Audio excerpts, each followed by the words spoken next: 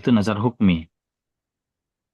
Intinya nazar hukmi itu apa hukumnya? Kita menyebutkan, tapi niatnya bercanda. Eh, saya pernah dapatkan, kalau tidak salah di, ini dulu saya buka sekarang, saya lihatkan ya.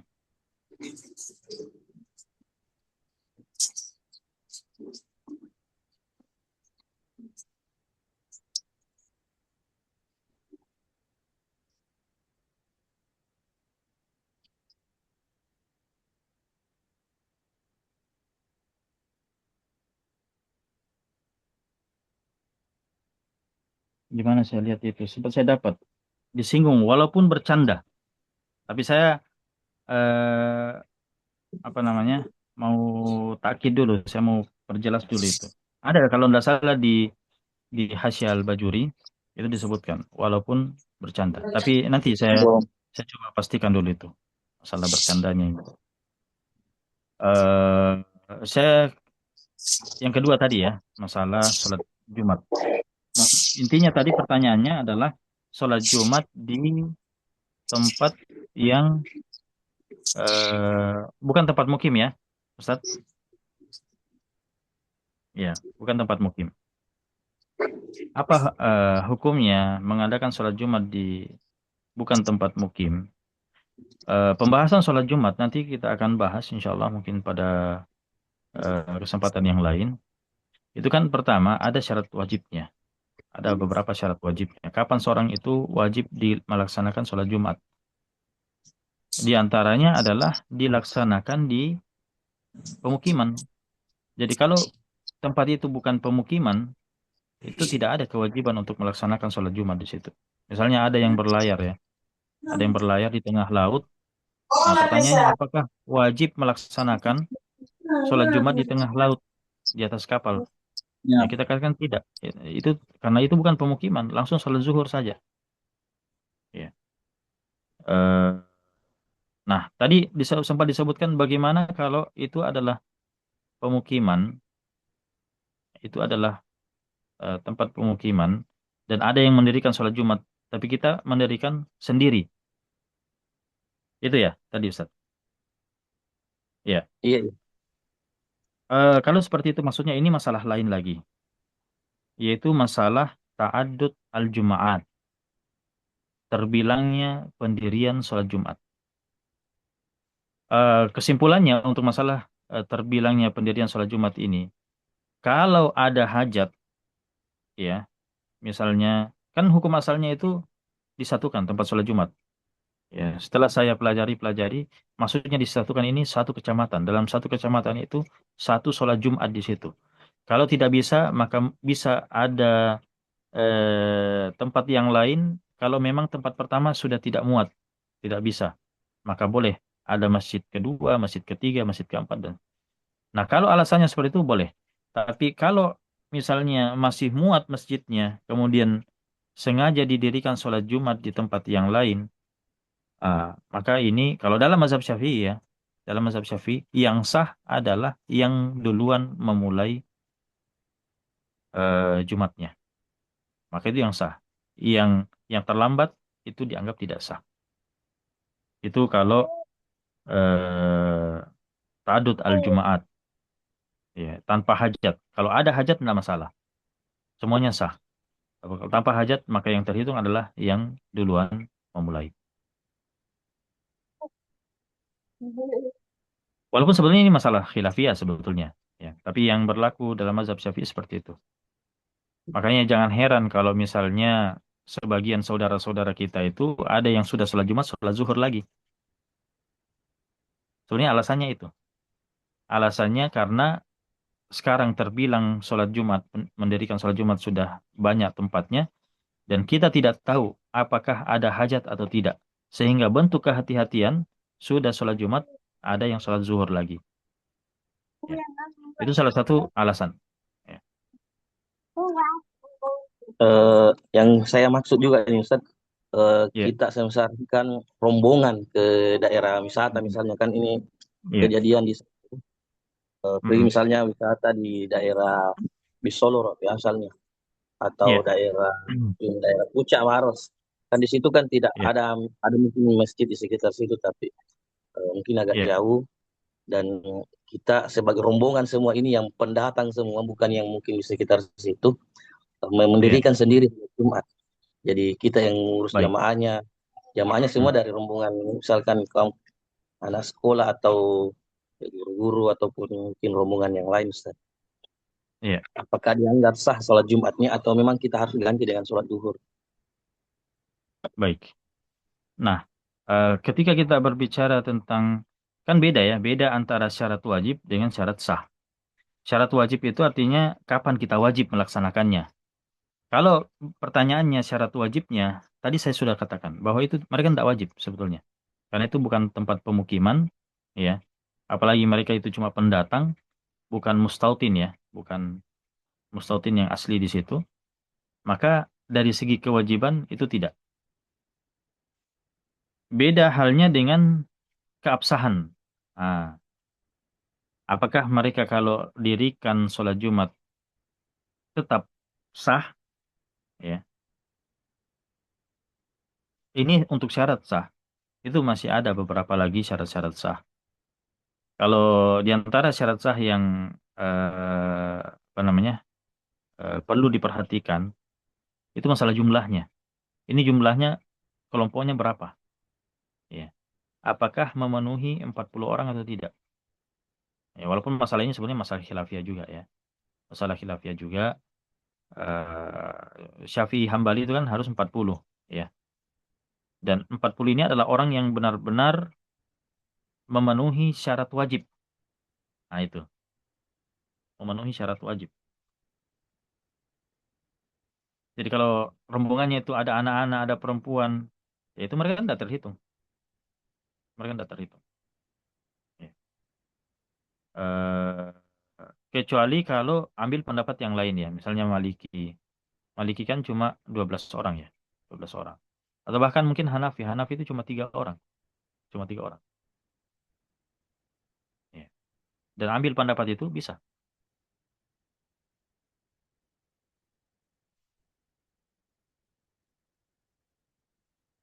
Jadi seperti itu, Ustaz. Oke. Ya. Gimana, Ustaz? Kalau siap, makasih banyak, Ustaz. Iya. Siap. Oke. Eh, tapi Ustaz, yang tadi itu yang dari Ustaz Yusuf, Yang mana? berarti kalau yang misalnya jadi hitungan nazar gitu, yang hewan kurbannya, Mhm. tadi sempat disinggung efeknya salah satunya adalah si pelaku tidak boleh makan bagian dari hewan kurban itu, Ustaz. Iya, betul. Jadi kalau kurbannya itu sudah menjadi kurban wajib, eh, apa namanya? Maka konsekuensinya itu adalah orang yang berkurban, ya, orang yang berkurban itu tidak boleh memakan sedikit pun dari kurbannya. Dia harus sedekahkan semuanya. Itu itu konsekuensinya kalau dia menjadi kurban wajib. Sama seperti kalau kita kurban atas nama orang lain, ya. Kurban atas nama orang lain ini nanti kita akan bahas secara rinci sebetulnya. Tapi kalau dia sudah atas nama orang lain, maka kita sebagai orang yang melaksanakannya atas nama orang lain tidak boleh mengambil sedikit pun darinya dan harus disedekahkan semuanya. Nah itu, Siap, siap. ya, Oke. Siap, Ustaz. Oke. Eh, kita ya, silakan. kasih kesempatan lagi bagaimana Ustaz Ayub? Masih bisa? Silakan. Mungkin Atau- kalau siapa tahu teman-teman masih ada. Iya. Sebelum ini mungkin yang terakhir ya, kalau ada. Ini tinggal 9 orang ini mungkin ada apa? Ada kegiatan kegiatan yang lain tadi sehingga tidak bergabung kembali beberapa. Ya, Eh, kalau misalnya tidak ada lagi untuk hari ini, mungkin di kesempatan lain kita persilakan kembali. insya Allah. Untuk hari ini mungkin sudah cukup yang mau bertanya ya. Eh, jadi mungkin sebelum ditutup sama Ustaz Ayub dan sekaligus mungkin berdoa untuk majelis kita ini. Eh, mungkin dari Ustaz Suhardi mana tadi? Sudah ada juga ya?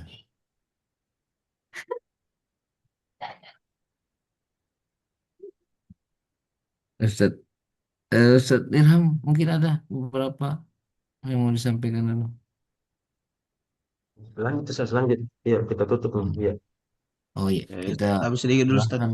sedikit terkait Oh dengan iya, pengajian kita. Yang pertama saya mau maaf terkait dengan ini karena aku lupa ke edit kita yang di penyampaiannya sebenarnya Ustaz. Ya, jadi mungkin nanti kalau selesai materi kurban karena sudah berjalan, kita selesaikan nanti setelah itu kita kembali ke melanjutkan apa yang pernah dibahas.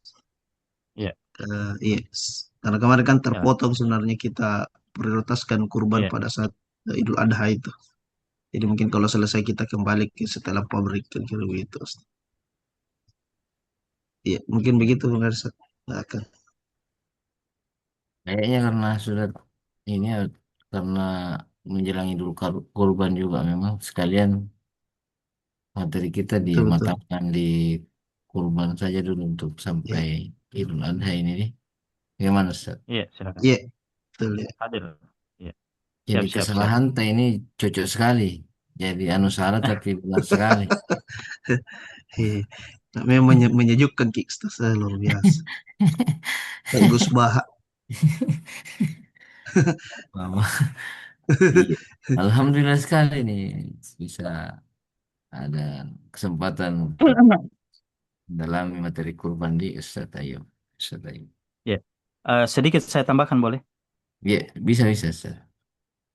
Ini yang tadi yang Ustaz Yusuf saya dapat ini pernyataan Imam Nawawi.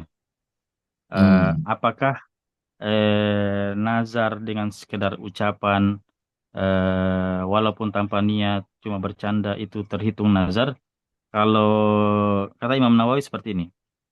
Qala ashabuna yasihun nazar wa yasihun nazar bil qawli min ghairi niyatin. Ini kata beliau. Jadi ulama Syafi'iyah mengatakan nazar dengan ucapan tetap sah meskipun tidak disertai dengan niat. Iya. Jadi ini jelas sekali ya, perkataan Imam Nawawi. Yang penting sudah diucapkan. Ya, makanya Berhati-hati candaan-candaan seperti mengucapkan itu, Ustaz. iya, iya canda-canda seperti itu kalau memang tidak ada niat dari awal untuk mewajibkan kurbannya, ya hendaknya dihindari. Ya. Tidak bisa dibatalkan Ustaz. Kalau dia batalkan berarti dia harus bayar kafarat. Oh iya. Iya. Tapi itu bukan itu untuk semua hal itu Ustaz, atau hanya dikhususkan untuk kurban saja. Nazar tadi yang bercanda Kurban, itu. kurban saja, kurban. Oh, kurban saja ya. Iya. Maksudnya di sini menjadi kurban wajib ya. Iya. Iya. Kalau Baik. nazar yang lain Ustaz tidak ya? Kalau nazar yang lain dan dia apa namanya? Misalnya Eh, lulus PNS ah, atau lulus ini lulus itu iya. nazar potong sapi, Mm-mm, potong kambing, tapi mm-mm. tidak dilakukan gimana? Dia kalau dia bilang saya bernazar, bilang misalnya ya, dia bilang nanti saya kalau lulus saya bernazar potong kambing. Tapi sebetulnya dia bercanda. Tapi karena dia sudah sebutkan saya bernazar, itu kan sudah hakiki itu, sudah jatuh hakiki. Bukan lagi hukmi yang kita sebutkan tadi. Itu masuk, itu terhitung. Kalau dia kalau dia apa namanya batalkan, ya dia harus bayar kafarat. Berarti Karena di termasuk sini, juga iya, membayar kafarat gitu. iya. Kalau dalam kitab Imam Mardawi dalam kitab Al-Insaf, dia mengatakan wala yasih an-nazar illa bil qaul. Nazar tidak sah kecuali diucapkan. Ada ucapan ya. Fa inna wahu min ghairi qaulin. Ya, tapi kalau cuma niat saja tapi tidak mengucapkan, maka lam yasih bila niza. Nah, itu tidak sah, itu tidak dianggap kalau cuma niat. Tapi kalau Hmm. sudah disampaikan walaupun tanpa niat, ini sudah terhitung. Iya. Tapi harus Ya, ya. katanya tadi seperti itu. Misalnya saya bernazar Nazar, itu harus iya, diucapkan iya, iya, seperti iya. itu. Hakiki. Kalau misalnya kalau mau potong kambing deh kalau lulus Kak, itu masuk nazar tidak? Belum. Oh, belum pede. Iya, belum. Oh, Beda iya. dengan kurban ini. Kalau hukmi kita tidak samakan, tapi kalau hakiki yang dia sebutkan saya bernazar, itu walaupun tanpa niat, tetap harus dikerjakan. Tapi hukmi dia isyaratkan ini hewan kurban saya, maka itu tetap menjadi wajib. Tapi kalau tadi kayak mengatakan saya kalau lulus mau kak sembeli sapi deh, ah Nah, itu jadi cuma tekad azam, iya. Dia ini bukan masalah kurban, karena dia adalah sedekah biasa kan. Ya. berarti istilah nazar hukmi dan nazar hakiki itu hanya berlaku pada kurban saja. Kalau nazar Nazar hukmi nazar iya nazar hakiki berlaku untuk untuk semuanya. semua, tapi Iya, istilah nazar kalau hukmi nazar hanya berlaku untuk kurban. iya untuk kurban ya. Berarti ada juga Ustaz, yang perlu disampaikan juga mungkin termasuk yang dalam bentuk bahasa daerah kan masyarakat itu biasanya bukan kata nazar yang dianggap tapi kata tinja. Iya, Itu yang biasa diucapkan oleh orang-orang tua kita toh. Kalau mungkin tinja. ya kata-kata nazar itu eh, belum cukup lumrah di kalangan orang-orang tua mungkin ya apalagi yang daerah kampung. Biasanya kalau Iya. saya tinja begini ya, itu mungkin bahasa lainnya atau bahasa daerahnya Ustaz. Nah, perlu diteliti itu apakah benar kata tinja itu adalah arti hakiki daripada, karena bisa saja dia ada arti majazi. Itu juga masalahnya Ustaz. Perlu penelitian yang lebih dalam ini ya. Bisa dijadikan disertasi bisa. Ya, ya, ya, ya. Mistik.